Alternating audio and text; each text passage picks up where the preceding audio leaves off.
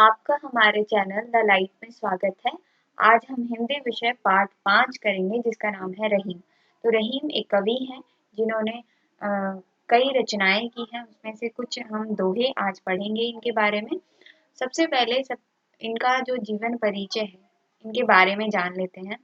तो रहीम जी लोक संस्कृति, लोक व्यवहार और इन्हें शास्त्रों का बहुत अच्छा ज्ञान था और अपने ज्ञान को सामान्य जन तक पहुंचाने के लिए वो कविता का सहारा लेते थे। कविता के माध्यम से बड़े सरल भाषा में सामान्य लोगों को वो अपनी ज्ञान की बातें बताते रहते, शास्त्रों का ज्ञान उनको भी देते रहते थे। इनका जो पूरा नाम है अब्दुल रहीम खान खाना। इनका जन्म 17 दिसंबर 1556 ईस्वी लाहौर में हुआ था। इनके पिता बैरम खान हैं और ये अकबर के संरक्षक थे। इन्हें भाषा का बहुत अच्छा ज्ञान था, बहुत सारी भाषाओं जैसे अरबी, फारसी, तुर्की, संस्कृत, ब्रज और अवधी भाषा में इन्हें महारत हासिल थी। इनकी पहचान या उपलब्धि की बात करें तो ये अकबर के मंत्री और सेनापति थे। इनकी गिनती नवरत्नों में होती थी, यानी ये बहुत प्रसिद्ध व्यक्ति थे। कलम के साथ ये तलवार में धनी थे, यानी कलम में यानी कविता करने में के साथ साथ ये तलवार यानी योद्धा भी थे। व्यक्तित्व इनका जो था कि ये श्रेष्ठ कवि थे, योद्धा थे, दानवीर थे, यानी दान दक्षिणा भी करते थे। इनका व्यक्तित्व सहज था, यानी सहजता के गुण थे, उसमें विनम्रता भी थी। इनकी प्रमुख रचनाएं हैं दोहावली, नगर शोभा, बरवे, नायिका भेद, श्रृंगार, सोरठ आदि। तो ये इनकी रचनाएं थी और हमने इनके जीवन के बारे में थोड़ा जाना। अब हम इनके द्वारा जो दोहे दिए गए हैं आपके अध्याय में उसकी चर्चा करेंगे, उसके अर्थ को समझेंगे। तो पहला दोहा है, जो रहीम ओछो बढ़े तो अति ही इतराए, प्यादे सो फर्जी भयो टेढ़ो टेढ़ो जाए। इसमें बताया है रहीम जी ने कि यदि कोई सामान्य व्यक्ति अपनी क्षमता, गुण और शक्ति से ज्यादा उसको मिल जाता है तो वो अति ही इतराए, यानी वो अधिक इतराने लग जाता है, घमंड में भर जाता है। एक व्यक्ति को अचानक से कुछ बड़ा हासिल हो जाता है तो क्या हो जाता है, उसमें घमंड आ जाता है और अपने पुरानी जिंदगी को वो भूल जाता है।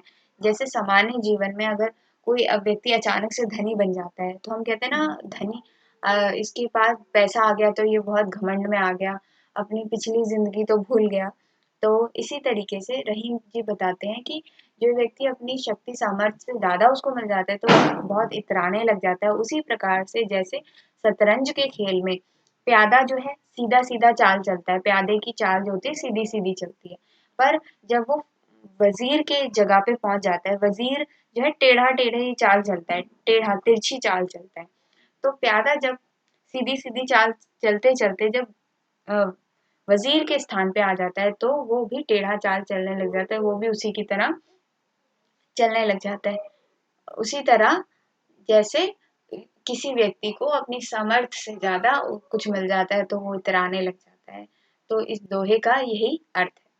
अगले दोहे को देखेंगे, जो रहीम गति दीप की, कुल कपूत गति सोए, बारे उजियारे लगे, बढ़े अंधेरो होए। तो यहाँ दो शब्द का प्रयोग किया है रहीम जी ने, बारे या बढ़े। बारे का अर्थ है कि शुरुआत या जला, जैसे दीपक को हम शुरुआत में जलाते हैं, उसी प्रकार बारे का यूज किया गया। और बढ़े, बढ़े का अर्थ है जैसे हम दुकान में जाते हैं, दुकान जब वो दुकानदार बंद करता है तो वो कहते हैं दुकान बढ़ा रहा हूँ, ये नहीं कहता है दुकान बंद कर रहा हूँ। और उसके लिए वो अच्छे शब्द का यूज करता है, क्योंकि बंद करना का मतलब अपने रोजगार को कैसे बंद कर सकता है ना, जहाँ से उसको पैसा मिलता है। तो अच्छे शब्द का, अशुभ बातें नहीं बोलना चाहते, इसलिए शुभ शुभ बातें बोलने के लिए वो हमारे संस्कृति में क्या है, बढ़े शब्द का यूज करते हैं कि दुकान बढ़ा रहा हूँ, इस तरीके से। वैसे यहाँ पे दो शब्दों का उपयोग किया है। बारे यानी मतलब जैसे दीपक को जलाना, उसकी शुरुआत करना, और बढ़े का मतलब है उसको बंद करना, और उसको जैसे दुकान बंद करते हैं तो उसको बढ़ाना कहते हैं। वैसे ही बताते हैं रहीम की जैसे हम दीपक को जलाते हैं, दिया जलाते हैं तो घर में उजियाला हो जाता है। वैसे पुत्र का जब जन्म होता है तो पूरे घर में जो है खुशियों का माहौल होता है। जब वो बच्चा बचपन में अपने जो भी शरारत करता है, जो भी हरकतें करता है, तो जो माँ बाप को बड़ा पसंद आता है, बहुत अच्छा लगता है उन्हें। अगर कोई कहे भी उसकी शरारतों, उसकी सारी छोटी छोटी बातों को अगर और लोग जिक्र करते हैं, तो जो माता पिता को बहुत अच्छा लगता है। पर वही बच्चा अगर बड़े होकर भी वो शरारतें और इस तरह की हरकतें करता है, तो वो जो है निराशा का पात्र होता है अपने परिवार के लिए, जो है अपमानजनक बात होती है उसके परिवार के लिए। जैसे कि अंधेरा हो जान जब दिया बुझ जाता है तो अंधेरा हो जाता है, वैसे है जब वो ही बच्चा वो हरकतें अपने जवानी तक भी करता है, तो परिवार वालों के लिए अपमान की बात होती है। जैसे बचपन में वो शरारतें करता है तो आस पड़ोस के लोग बताते हैं ये शरारतें करता है, तो परिवार वालों को अच्छा लगता है और उन लोगों को भी अच्छा लगता है। वही चीज अगर बच्चा जो है, पुत्र जो है, बड़े होकर इस तरह की शरारतें और हरकत करेगा, तो आस पड़ोस वाले भी बोलेंगे, तो इससे क्या है, परिवार वाले जो है अपमानित होते हैं। तो उनके लिए वो अंधेरे का कारण बन जाता है, यानी उनका जो है परिवार वालों के लिए अंधकारमय हो जाता है। जबकि बड़े का अर्थ है दीपक जलाना। जैसे बच्चे का जन्म होता है तो उनके जो है घर में खुशियां आ जाती हैं, पर वही जो पुत्र जो है अगर कोई गलत कार्य करता है, गलत रीति से कार्य करता है, शरारत करता है, तो वो उन्हें अंधकार का भी पात्र हो जाता है। अगला दोहा है, रहीमन आंसुआ नेर ढरी, जे दुख प्रकट करई, जाहे निकारो गेह ते, कस ना भेद कही दे। यानी हमारे शास्त्रों में कवि बताते हैं, हमारे शास्त्रों में शरीर को घर कहा गया है, और शरीर के आंखें जो है हमारे दो दरवाजे हैं। वैसे ही कवि बताते हैं, जब भी हमें दुख होता है किसी प्रकार का, तो हम आंसुओं के माध्यम से, आंसुओं के जरिए अपने दुख को प्रकट करते हैं या किसी को बताते हैं, कहते हैं। आंसुओं के माध्यम से हम अपने शरीर के दो जो दरवाजे हैं वहां से अपने दुख को प्रकट करते हैं, और जब हम अपने दुख को बाहर निकालेंगे तो जाहिर है वो सबके सामने प्रकट होगा। जैसे कि जैसे रामायण में जो रावण है, उन्होंने विभीषण को, उनके बीच में मनमुटाव हो गया और विभीषण को अपने घर से निकाल दिया। तो विभीषण ने क्या किया, सारी बातें जो है घर की हर एक बात, यानी लंका की हर एक बात, अंदर की बातें जो है राम के समक्ष बता दी। यहाँ तक भी बता दिया कि रावण की मृत्यु कैसे होगी, कैसे आप उसको मार सकते हो, और हर एक बातें बता दी। और ये दोहा प्रसिद्ध है कि घर का बेदी लंका ढाए, यानी घर का ही व्यक्ति जो है घर को बर्बाद कर सकता है अंदर की बातें बताकर। उसी प्रकार से हम जब अपने दुख किसी के सामने प्रकट करते हैं, तो वो हमारे सामने तो अच्छा बन के हमें जो है बोलता रहेगा, हमें समझाएगा, उस समय के लिए हमें सहानुभूति देगा, पर बाहर जो है वही बातें कह के हमारी हंसी उड़ाएगा या हमारा मजाक बनाएगा। तो इसीलिए रहीमन कहते हैं कि हमें जो है अपने घर से अ, जो अपने दुख जो है किसी के सामने प्रकट नहीं करने चाहिए। वैसे ही जैसे अगर हम अपने, जैसे विभीषण को रावण ने निकाला था, तो वो किसी ना किसी को तो वो भेद बताएगा। हमारे जो दुख अगर हम अपने घर से, अपने शरीर रूपी घर से बाहर निकालेंगे, तो वो भेद कहीं ना कहीं तो प्रकट होंगे। कस ना भेद कही दे, तो हमें वो भेद किसी को बताने नहीं चाहिए, क्योंकि वो व्यक्ति भी हमारे मजाक हमारा बनाएगा। इससे बढ़िया है हम किसी को ना बताएं। ठीक, जिस प्रकार से विभीषण ने बताकर लंका को दहा दिया, यानी लंका को खत्म हो गई, रावण भी मारा गया इसी कारण से। तो हमें अपने दुख को बाहर किसी के सामने प्रकटीकरण नहीं करना चाहिए। रहीमन उसवा नेर ढरी, हमें अपने आंसुओं को बाहर किसी के सामने प्रकट नहीं करना चाहिए। आगे का दोहा है, यह रहीम निज संग ले, जनमत जगत न कोई, बैर प्रीति अभ्यास जस, होत ही हो। रहीम कहते हैं, जब भी हमारा जन्म होता है तो कुछ गुण तो हमारे अंदर पहले से होते हैं, पर कुछ ऐसे गुण हैं जो हमें जन्मजात ही नहीं मिल जाते।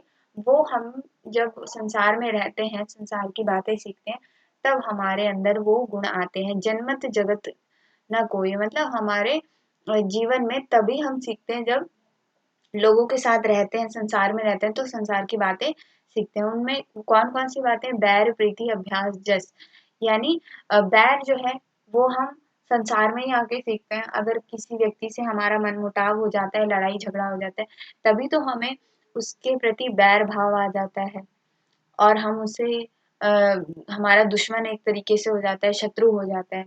वैसे ही प्रीति है, प्रीति या प्रेम भी हम इसी संसार में सीखते हैं और धीरे धीरे ही प्रेम होता है किसी व्यक्ति से।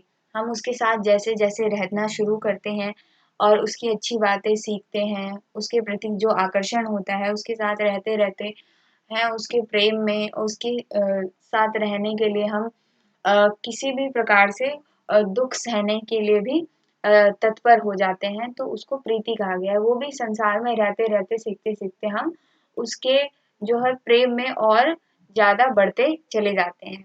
वैसी बैर है, किसी व्यक्ति से हमारा ऐसे ही नहीं झगड़ा हो जाता, कोई हमारे उसमें वाद विवाद हुआ होगा, कोई ऐसा झगड़ा हुआ होगा, तभी हमारे अंदर बैर उत्पन्न होता है। समय के साथ साथ हमारे अंदर बैर उत्पन्न होता है। वैसे ही प्रीति यानी प्रेम भी होता है, समय के साथ साथ वो बढ़ता जाता है। उसी प्रकार से अभ्यास है, यानी प्रैक्टिस भी एक ऐसी चीज है जो हम बचपन से ही लेकर नहीं पैदा होते, वो संसार में हम सीखते हैं। जब भी हम कोई चीज को शुरुआत करते हैं, सीखते सीखते सीखते सीखते ही हमें वो आती है, होत ही हो, यानी धीरे धीरे हम सीखते सीखते उसको सीख जाते हैं। तो ये दोनों तीनों चीज है जो हम संग लेकर पैदा नहीं होते, रही निज संग ले जन्म जन्मत जगत न कोई, मतलब धीरे धीरे ही हम जगत में ही उन सारी चीजों को सीखते हैं। जनजाति नहीं होता, बल्कि हम जगत में आते हैं और जगत से ही सीखते हैं। बैर प्रीति अभ्यास, बैर किसी व्यक्ति के प्रति शत्रुता है, लड़ाई झगड़ा, ये सारी चीजें हम संसार में धीरे धीरे बैर उत्पन्न होता है। वैसी प्रीति है, प्रेम जो है धीरे धीरे किसी के साथ होता है।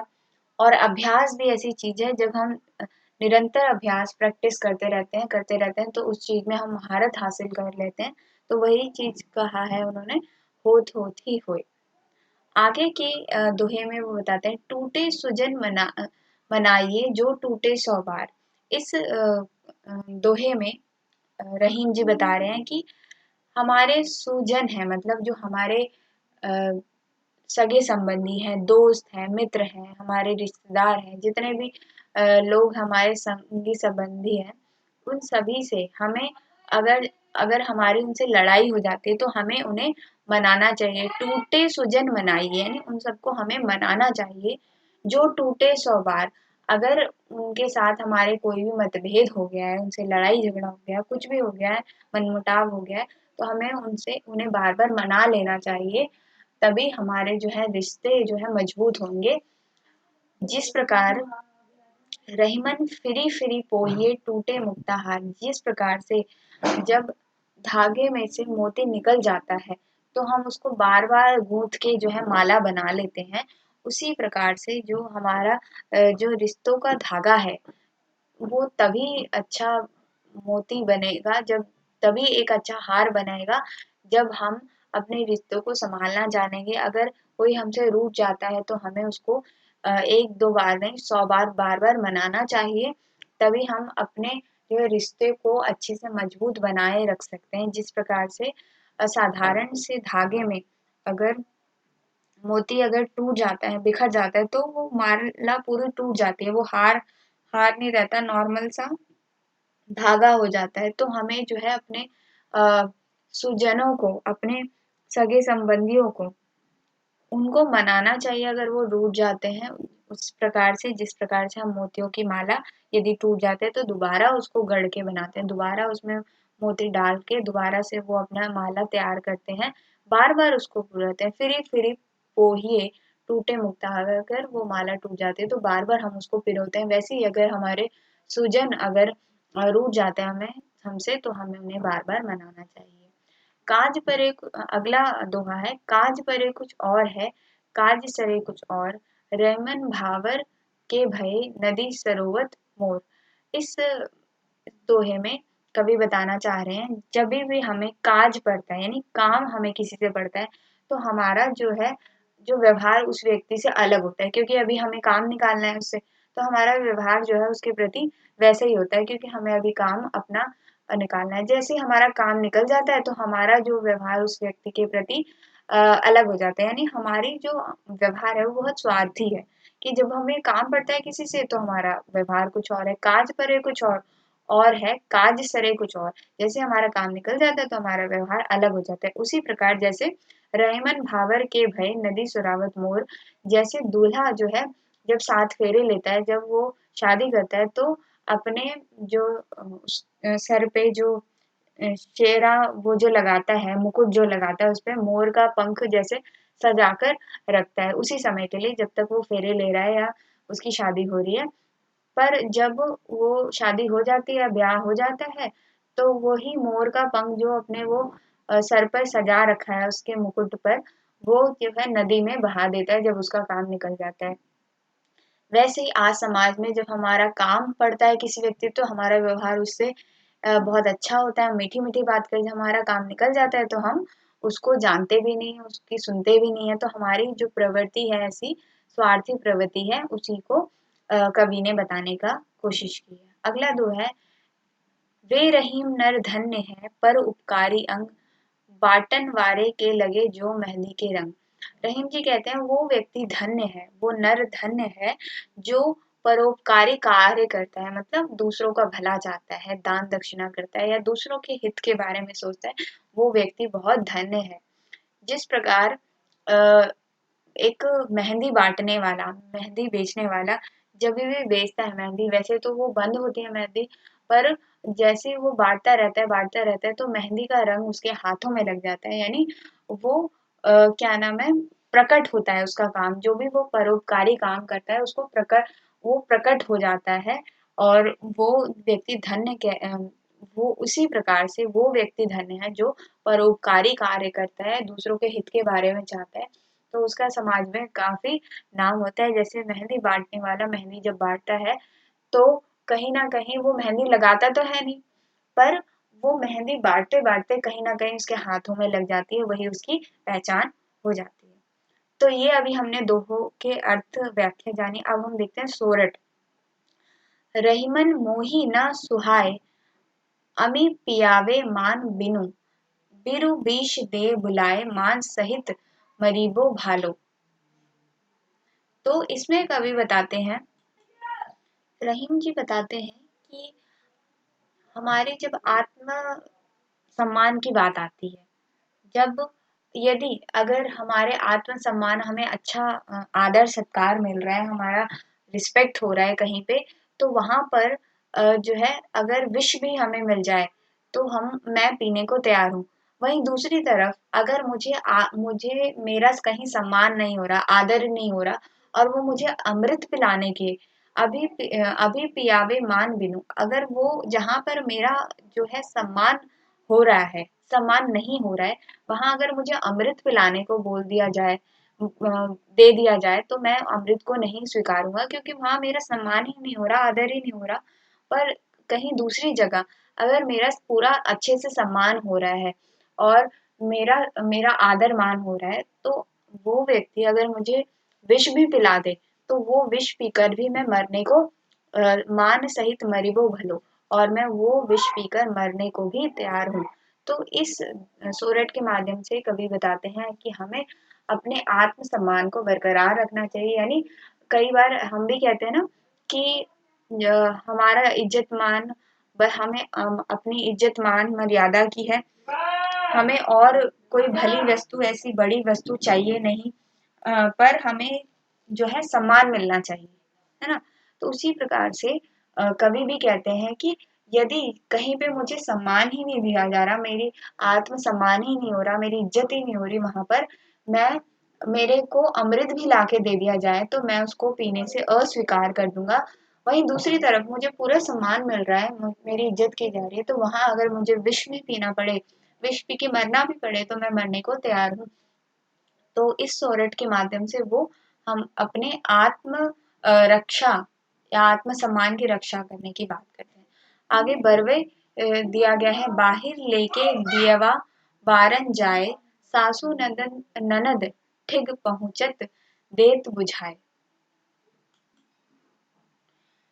इस बरवे में कवि बता रहे हैं कि जब जो नायिका है, जो पत्नी है, उनके पति आ रहे हैं, यानी नायक जो है आने वाले हैं, तो जो एक गृहिणी नायिका होती है वो अपने पति का या अपने नायक का इंतजार कर रही है, अपने प्रियतम का इंतजार कर रही है और बाहर जो है दिया लेके बार बार जा रही हैं, अपने पति का जो है इंतजार कर रही हैं। उनको इतनी जो है व्याकुलता हो रही है कि वो कब आएंगे, वो इंतजार कर रही हैं काफी देर से और बार बार दिया लेकर बाहर की ओर जाती हैं और देखती हैं कि अब कहाँ पहुंचे मेरे पति, आने वाले हैं, तो रास्ते में लेके जा रही हैं दिया और उनको देखने के लिए। पर सासु ननद ढिग पहुंचत देह बुझाए, पर अपनी सास और ननद जो है उनके ताने ना सुनने पड़े और उनको लगे ना ऐसा कि मैं जो है अपने पति की इतनी बेसब्री से प्रतीक्षा कर रही हूँ, उनको कहीं ये प्रकट ना हो जाए। यानी मेरे अंदर तो इच्छा है उनको देखने की, जैसे ही वो आए मैं उनको मिलूं, उनसे बातचीत करूं। तो जो नायिका के अंदर उनसे मिलने की बहुत चेष्टा है, वो बार बार दिया लेके जाती है, पर ये डर से कि मेरी जो मैं बेसब्री से इंतजार कर रही हूँ ये प्रकट ना हो जाए, उनको लगे ना सास और ननद को, तो बार बार जाके वो फिर दिए को बुझा के फिर अंदर चली जाती हैं, कहीं सास ननद मुझे ताना ना दे कि देखो कितनी व्याकुल हो रही है, कितना मिलने की इसको पड़ी हुई है, इस तरीके की बातें वो मुझे ना बोले। तो इस बरवे में कवि बता रहे हैं कि एक गृहिणी, जैसे घर में रहने वाली स्त्री कैसे अपने पति का या नायक का बेसब्री से इंतजार करी कि बस अब वो आने वाले हैं और मैं उनसे मिलने वाली हूँ, तो बार बार वो दिया लेकर बाहर की ओर जाती तो है दिया लेकर, पर ये सोच कर कि उनकी ननद और सासू उनको ताने ना मारे या कुछ कहे ना और उनको ऐसा लगे ना कि मैं कितना बेसब्री से इंतजार कर रही हूँ, तो वो बार बार आके उस दिए को बुझा के फिर घर में चली जाती है और बार बार फिर भी लेके दिया पहुंच जाती है बार बार। तो उनकी जो उस नायिका के बेचैनी है और जो मिलने की उत्कंठा है उसको प्रकट किया गया है। 10वें बरवे में बताया गया है, लेके सुघरू खुरू पिया पिए के साथ, छैबे एक छतरिया बरखत पात।